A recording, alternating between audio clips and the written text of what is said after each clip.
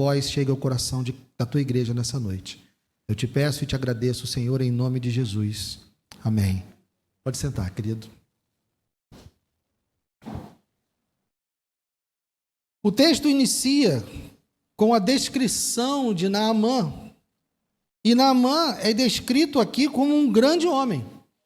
Um homem de grande importância, um homem que é comandante do exército do rei da Síria. Ele é um homem que tem muito conceito diante do seu senhor. Ele era herói de guerra.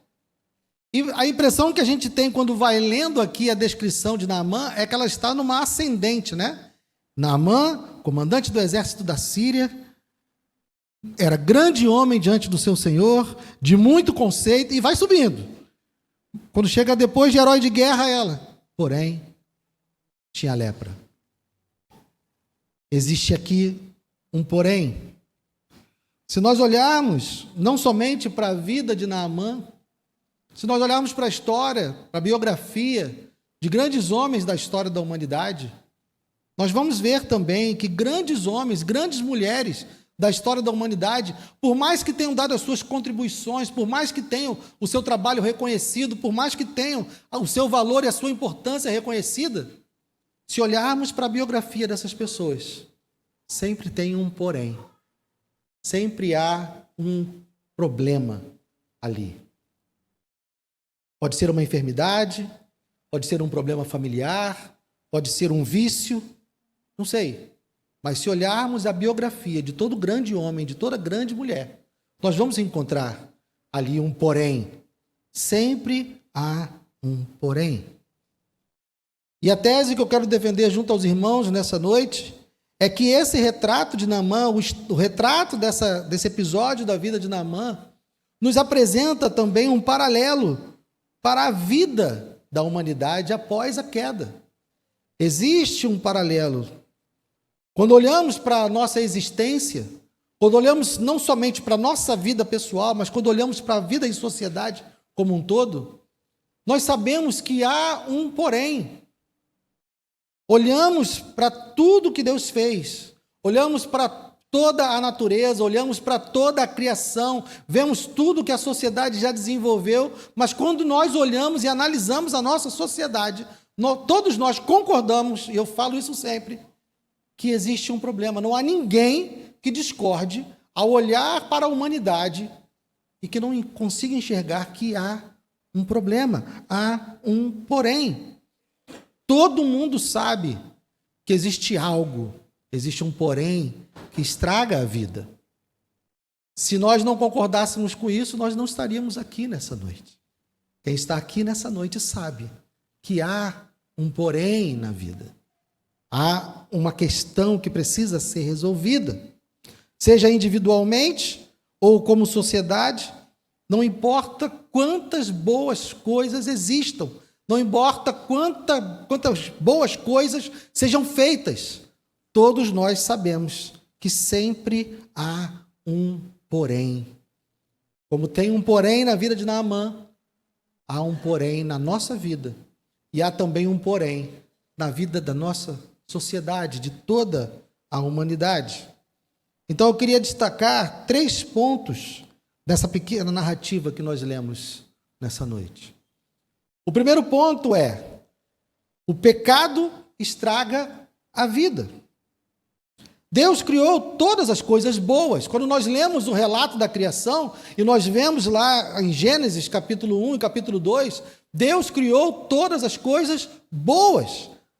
É possível ainda nós percebermos um traço dessa perfeição, porque quando nós olhamos para tudo que Deus fez, você olha a natureza, quando você observa os ecossistemas, quando você observa os mares, as cachoeiras, os ciclos da vida, você identifica ali, existe um trabalho muito bem feito em tudo isso. Quando você olha para a constituição do corpo humano, né? Quando você estuda a maneira como o corpo funciona e você aprende a respeito do funcionamento das células, da complexidade que é o funcionamento do organismo humano, a gente olha para isso e consegue ver a beleza da criação. Quando nós olhamos para a capacidade criativa do ser humano, Eu sempre me espanto com a capacidade que o ser humano tem de criar coisas. Eu sempre me imagino, e eu sou o cara da imaginação, vocês sabem disso, né? Eu imagino quem acordou de manhã com a ideia de inventar a máquina fotográfica. Ah, eu queria que tivesse um aparelho que eu pudesse apertar um botão e aquela imagem fixasse para sempre. Quem acorda com uma ideia dessa, gente? Pior, quem é que se debruça sobre uma ideia dessa e consegue fazer? E hoje nós temos filmadoras, né? Que a pessoa vai e filma aquilo que já aconteceu. Eu fico imaginando a cabeça de quem parou um dia. Poxa, eu queria inventar algo que gravasse o que aconteceu, que eu pudesse ver de novo. Isso é impressionante, gente. A pessoa acordar com uma ideia dessa e não fazer assim, né? Ah, deixa isso para lá. Não, a pessoa tem a ideia e ainda se dedica a fazer com que ela aconteça. A capacidade criativa do ser humano é algo magnífico também, que é o espelho, a nossa imagem e semelhança do Deus Criador. Nós ainda carregamos a capacidade criativa de Deus em nós e podemos olhar tudo o que o ser humano foi capaz de criar. Eu dei apenas 2 exemplos simples. Existem outras coisas muito mais maravilhosas e muito mais complexas que o ser humano um dia criou. Mas mesmo podendo perceber a perfeição de Deus após a queda, todas essas características foram corrompidas, foram contaminadas. Todas elas têm um porém. Quando olhamos para a natureza bela, magnífica, temos o porém dos terremotos, das tsunamis, dos furacões, porque a terra geme e se contorce por causa do nosso pecado. Então, embora a natureza seja algo belíssimo, complexo e harmônico, o pecado também a agita e nós somos vítimas das suas convulsões. Há um porém na natureza. Quando olhamos para a constituição do corpo humano e a sua complexidade, nós também temos os poréns, enfermidades que surgem e é difícil até mesmo saber a origem. Eu me espanto sempre com os casos de câncer, por exemplo. Toda vez que eu leio algo sobre, toda vez que eu me aproximo de algo a respeito do câncer, sou leigo, não sou médico, não sou da área de saúde, mas a impressão que eu tenho é que ninguém sabe determinar exatamente como vem e como não vem. Nós temos ali, sei lá quantas mil substâncias cancerígenas, né, que estão ao nosso redor, mas um conceito claro, olha, você vai ter, você não vai ter uma vacina, uma prevenção, não tem. É um porém na perfeição da constituição do corpo humano. Quando nós pensamos na capacidade criativa da humanidade, eles criam coisas maravilhosas, mas há os poréns, porque o ser humano também criou a bomba atômica, também criou as armas de destruição em massa, criou as armas químicas que matam as pessoas de um jeito terrível. Então, mesmo quando olhamos para as coisas que Deus criou, sabendo que Ele as criou perfeitas e boas, mesmo conseguindo perceber a beleza da criação, nós também temos nítido na nossa mente, na nossa frente, diante dos nossos olhos, o porém. Naamã, o grande guerreiro, porém leproso. A criação maravilhosa, porém enferma, porém caída por causa do pecado. Então esse é o primeiro ponto. Quando olhamos para o mundo, nós podemos comparar com o retrato de Naamã, que apesar da sua belíssima descrição, havia um porém. Ele era leproso. E na criação, na humanidade, em tudo o que há nesse mundo, embora seja belo, há um porém, que é o pecado. O segundo ponto. O ser humano, em seu melhor estado, não consegue lidar com esse problema. Naamã era um homem importante e muito provavelmente um homem rico, com acesso a muitos recursos. Ele poderia ter o melhor daquela época. Ele poderia ter acesso aos melhores sábios, aos melhores médicos, a todos os recursos necessários naquele mundo, ele teria acesso. Só que nenhum desses recursos era suficiente para curar o da lepra. A cura da lepra, o tratamento da lepra ainda não estava disponível naquela época. Então não importa o quão influente, o quão importante Naamã seja, ele não tem em si a capacidade de lidar com esse problema. E vejam, ele era um homem importante e levou isso até o rei. Bom, eu sou um homem importante, eu tenho acesso a vários recursos, ele ouve da jovem que há alguém que pode curá-lo, então ele vai até o rei. Mas vocês acham que ele não tinha ido ao rei em algum outro momento? E o rei não foi capaz de ajudá-lo. Os reis também ficam atônitos.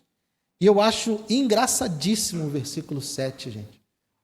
Porque o rei da Síria, então, fala assim, olha, já que tem, vou mandar uma carta lá para o rei de Israel. E toma aí, estou te mandando aí meu general, eu quero que você cure ele da lepra. Isso aqui é engraçado demais. Olha o verso 7. Quando o rei de Israel acabou de ler a carta, rasgou as suas roupas em sinal de medo e disse, por acaso sou Deus, com poder de tirar a vida ou dá-la, para que este envie a mim um homem para eu curá-lo de sua lepra? Como vocês podem notar e ver, ele está procurando um pretexto contra mim. O que o rei de Israel pensou? Esse cara está querendo arrumar problema comigo. Ele quer entrar em guerra comigo, não tem um motivo, então ele agora está criando um motivo. Olha, toma aí, estou te mandando meu general, cura ele da lepra. Eu não vou conseguir curar, é claro. E aí ele vai então declarar guerra contra mim. Só pode ser isso, não tem outra explicação. Então percebam que nem Naamã, nem todos os sábios da Síria, nem mesmo o rei da Síria e nem mesmo o rei de Israel tinha o conhecimento, tinha o que era necessário para curar a lepra de Naamã.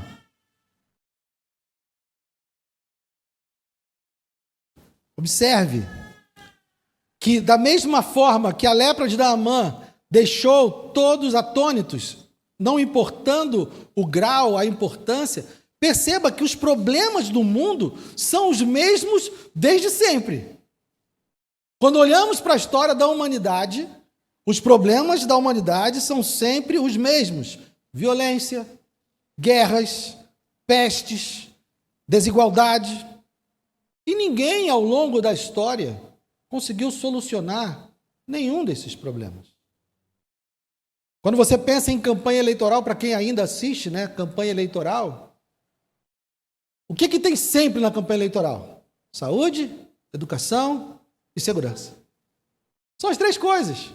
O dia que resolverem o problema da saúde, da educação e da segurança, não tem mais campanha política, gente. Eles não vão ter mais o que falar. Mas todo ano entra a eleição e sai a eleição. O problema é saúde, educação e segurança. Os problemas da humanidade estão aí. E nós estamos sempre esperando um presidente melhor, esperando um congresso melhor, com leis melhores, esperando um judiciário melhor, com juízes melhores. Mas nada disso nunca melhora. A humanidade está sempre enfrentando os mesmos problemas. Por quê? Porque nenhum dos presidentes, nenhum dos deputados, nenhum dos senadores, nenhum dos juízes, ninguém tem a potência, a capacidade, a competência para curar o porém da humanidade. O porém de Naamã era a lepra, o porém da humanidade é o pecado. E do pecado descendem todos os outros problemas da humanidade. Tudo que você contempla de errado na nossa sociedade é fruto do pecado. Sociólogos, economistas, psicólogos, pedagogos, todos se debruçam sobre os problemas da humanidade. Diversas teorias já foram desenvolvidas, diversos tratados já foram escritos, mas todos fracassam. Porque nenhum deles aborda ou tem a competência de abordar o problema do pecado. Isso está além deles. Eles não têm essa capacidade. Então, diante dessa realidade, da mesma forma que Naamã e os reis ficaram atônitos diante da lepra, e não conseguiam resolver e ficavam batendo cabeça diante do problema da lepra, o ser humano, a humanidade também está perdida, porque ela não entende. A humanidade está desnorteada, porque o problema, o porém da nossa humanidade é algo muito profundo. E que se nós olhamos para a nossa vida, a impressão é que dá que o pecado faz parte de nós. O pecado é algo que está na nossa identidade. Então não há como sociólogos, economistas, psicólogos resolverem o porém da humanidade. Naamã estava leproso e ninguém sabia como resolver. Ninguém conseguiu ajudá-lo. O ser humano está doente e ninguém consegue solucionar o problema da humanidade. A sociedade está arruinada. Basta olhar o dia a dia. E essa sociedade arruinada está muito longe de qualquer solução. E entra ano e sai ano. Quantos nomes se levantam, quantas teorias se levantam. E nós estamos no mesmo lugar. Então esse é o segundo ponto que está nesse texto. Não importa o quão grande o homem seja, não importa em que nível ele esteja, ele não tem condições de lidar com esse problema. Qual é o terceiro ponto? E essa é a beleza do Evangelho. O terceiro ponto é: a solução está perto, mas o ser humano a ignora. Vejam, um homem grande e importante estava com lepra. Sábios, médicos, até reis fracassaram em solucionar. Parecia que até mesmo um estado de guerra estava para se instaurar entre a Síria e Israel por causa da lepra de Naamã. Todo mundo batendo cabeça. Mas a solução, a resposta, estava ali à mão o tempo inteiro. A resposta era Eliseu, o profeta. E ninguém sabia disso. Nem o rei de Israel falou de Eliseu. Mas a menina, uma serva, que não teve nem mesmo o seu nome mencionado, ela sabia. No meio daquela correria, no meio daquela bateção de cabeça, grandes homens batendo cabeça, a menina, a serva, ela sabia. Ela sabia o que devia ser feito. Verso 2, tropas saíram da Síria e da terra de Israel levaram cativo uma menina, que ficou a serviço da mulher de Naamã. Um dia, a menina disse à sua senhora: quem dera o meu senhor estivesse na presença do profeta que está em Samaria. Ele o curaria da sua lepra. A solução está perto. Mas o que os homens estavam procurando eram grandes coisas. O que aqueles que estavam em busca de uma solução, eles estavam buscando grandes coisas. Naamã deve ter procurado os maiores especialistas do seu país. Quando fracassa, ele procura então o seu rei. E o seu rei então procura outro rei. Eles estão procurando grandes coisas. Eles estão procurando grandes soluções, grandes respostas. Mas a questão é que a resposta, quem tinha, era uma menina. Uma serva que tinha sido trazida cativa para aquele lugar. Uma prisioneira, uma escrava. Quem daria importância ao que ela tem a dizer? E mais uma vez nós temos aí um retrato do mundo. Embora o mundo não consiga solucionar os seus problemas, embora desde sempre a humanidade lute contra as mesmas questões, com os mesmos poréns, e já tenha sido tentado todo tipo de solução, todo tipo de ideologia, eles continuam à procura de uma grande descoberta. Eles continuam à procura de um grande nome, de um grande político, de um grande especialista, de uma nova grande ideologia. Mas nós não estaríamos aqui se não houvesse também uma solução para o problema do mundo. Eu não estaria aqui se não houvesse uma solução absoluta e definitiva para o problema do mundo, para o porém do mundo. Mas ninguém está prestando atenção na mensagem da igreja. A igreja nesse mundo é como aquela menina que ninguém quer dar ouvidos, que não tem importância, que não tem relevância.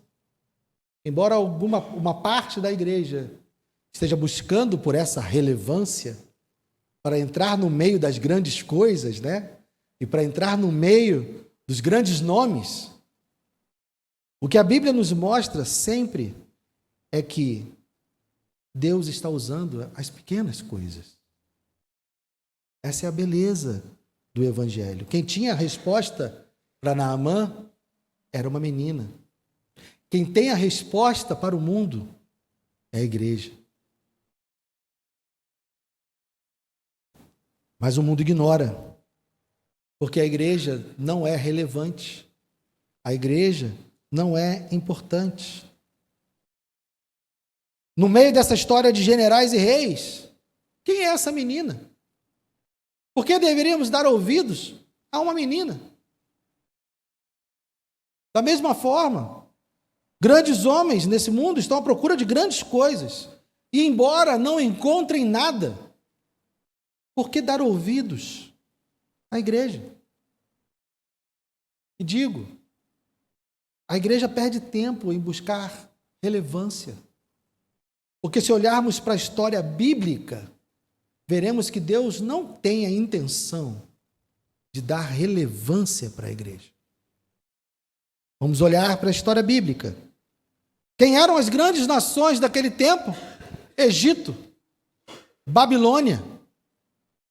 Eram os grandes dominadores daquele tempo, mas quem tinha a verdade?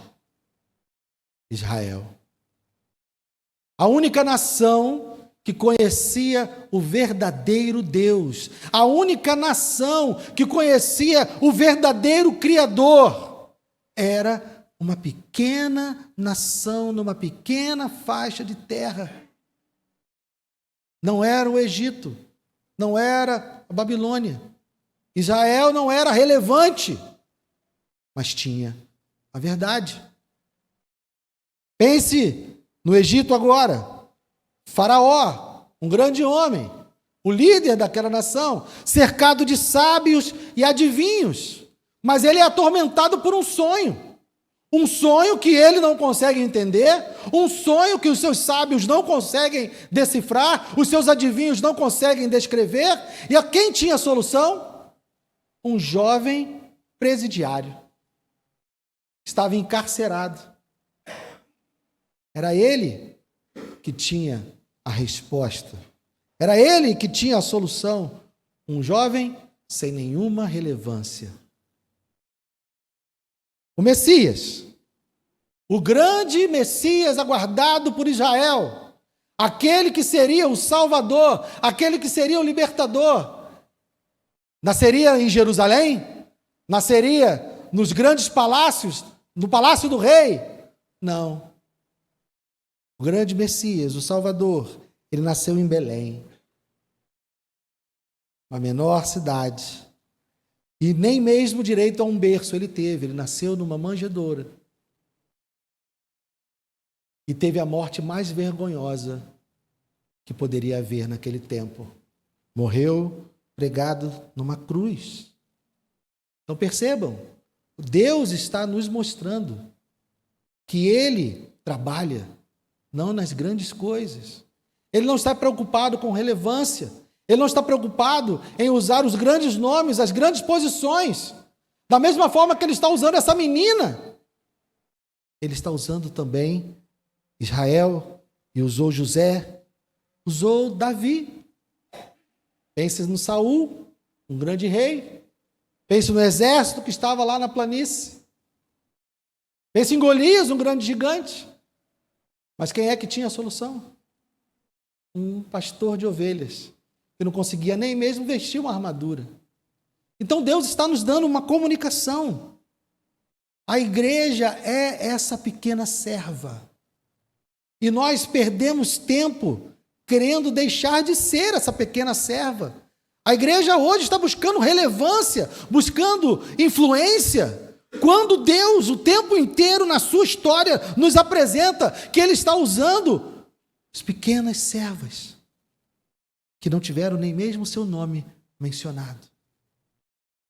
Então, diante daquilo que o mundo está sofrendo, diante do porém que há na humanidade, da mesma forma que para o porém de Naamã, quem tinha a solução, quem tinha o conhecimento da solução era a menina, quem tem o conhecimento para os poréns da humanidade é a igreja, ignorada, considerada desprezível, ignorante, mas é ela que tem a resposta.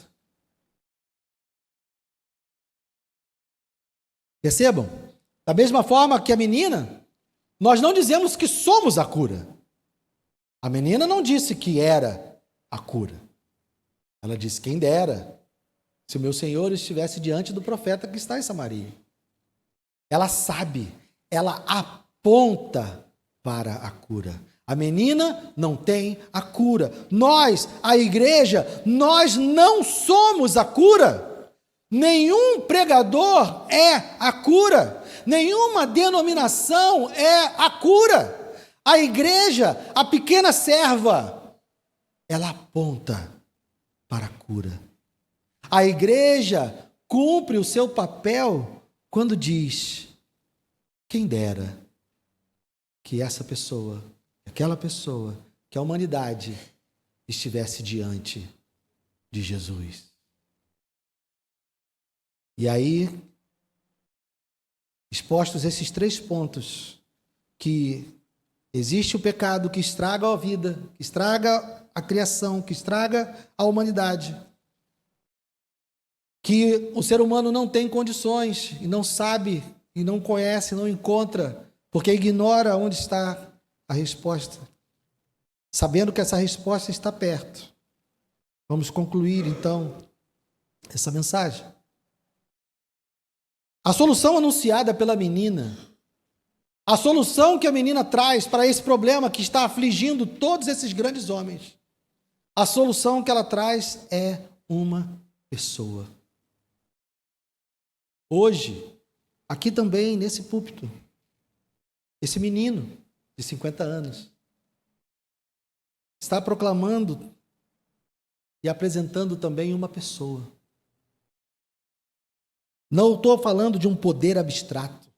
Não estou falando de algo místico demais. Estou falando de uma pessoa. Uma pessoa em quem habita corporalmente toda a plenitude da divindade.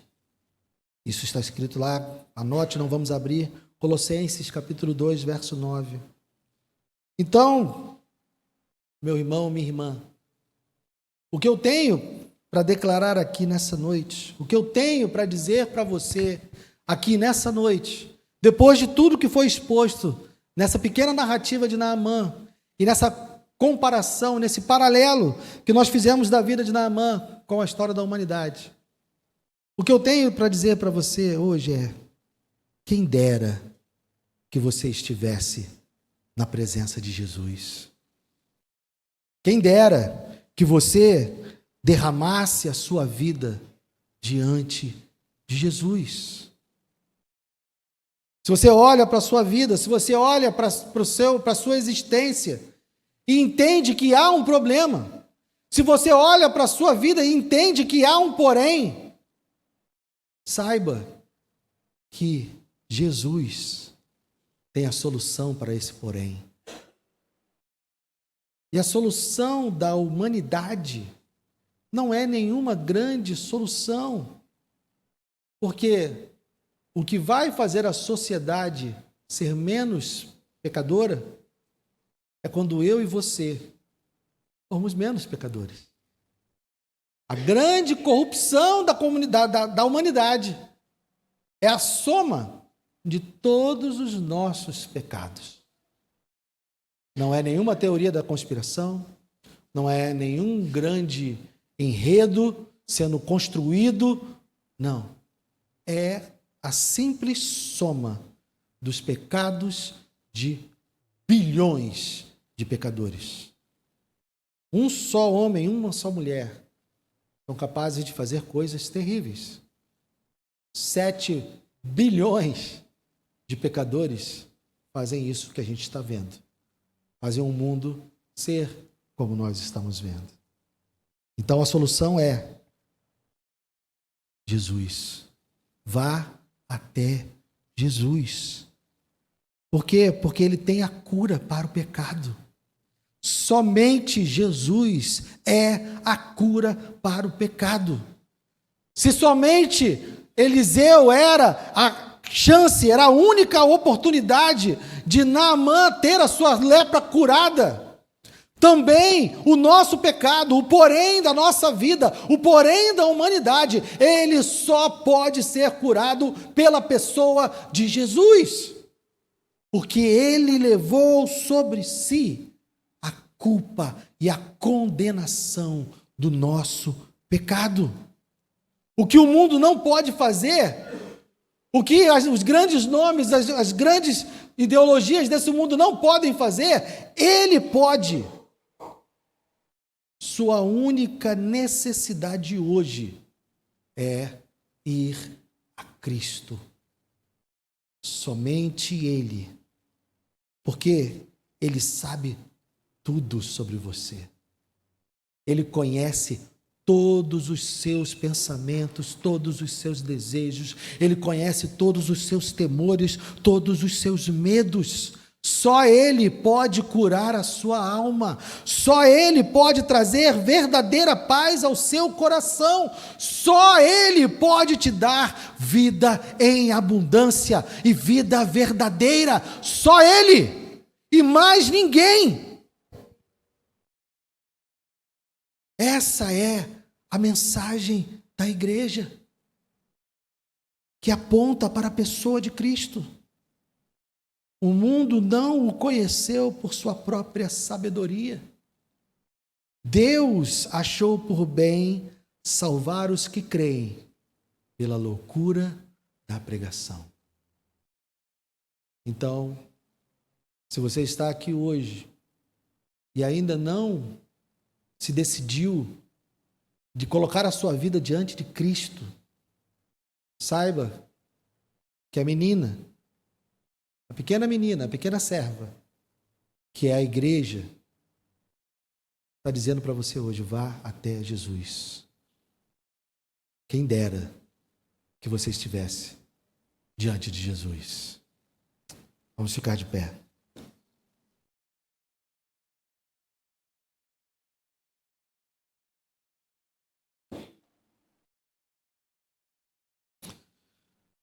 Oh, Senhor, somos apenas a menina. Somos apenas a pequena serva que está aqui nessa noite apontando para quem realmente tem a solução. Pai amado, o Senhor providenciou a salvação para todo pecador desse mundo. E a salvação é por meio do seu Filho. Seu Filho que não nasceu nos palácios. Seu Filho que não nasceu na capital. Seu Filho que não nasceu em um berço de ouro, mas numa manjedoura. Mas nele habita corporalmente, aleluias, a plenitude da divindade. Obrigado, Pai, pela sua sabedoria em enviar o seu Filho, em conformidade com como o Senhor conduziu toda a história, Porque o Senhor não escolheu uma grande nação, o Senhor escolheu Israel. O Senhor não escolheu um grande nome, o Senhor escolheu José. O Senhor não escolheu um grande guerreiro, o Senhor escolheu Davi. E o Senhor escolheu que o seu filho nascesse em Belém, numa manjedoura, que vivesse uma vida de um carpinteiro, mas que anunciasse a tua verdade, que anunciasse a tua salvação, que chamasse homens e mulheres cheios de poréns ao arrependimento, para que o Senhor, por meio dele, punisse todos os nossos pecados e trouxesse a cura para o problema que nos aflige, trouxesse a cura para o porém que nos limita, que nos afasta de ti e que inibe a beleza da tua criação em nós, porque nós somos a imagem e semelhança tua, mas carregamos a corrupção do pecado.